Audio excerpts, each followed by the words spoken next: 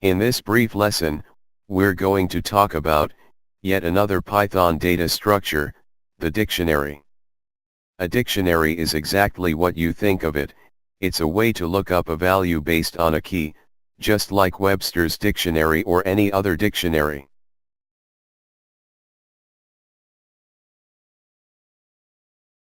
We're going to use the interactive shell again to demonstrate how dictionaries are created. So let's open the shell first of all. This first example demonstrates how to create an empty dictionary, and we do that by writing an open curly brace, followed by a closing curly brace. That creates an empty dictionary. But of course, that's not of much use, so let's see how to create a dictionary that actually has data in it. What we're gonna do is, we're gonna create a simple phone extension list. We'll call it phone list. That's going to have an employee's name, followed by their extension. So we open the dictionary with open curly brace. We type the first key, followed by a colon, then value, and then a comma.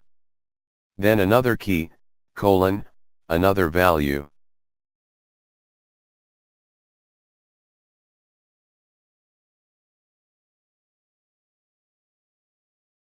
And we'll do one more key and more value. Like so.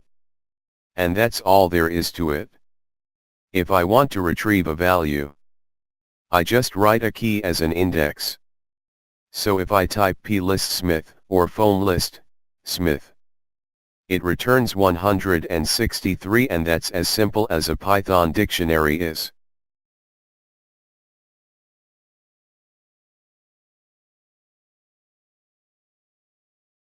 One thing I will show you, before we leave the subject is, you can get a list of all the keys, and all the values of a dictionary by using the keys function, which returns the keys.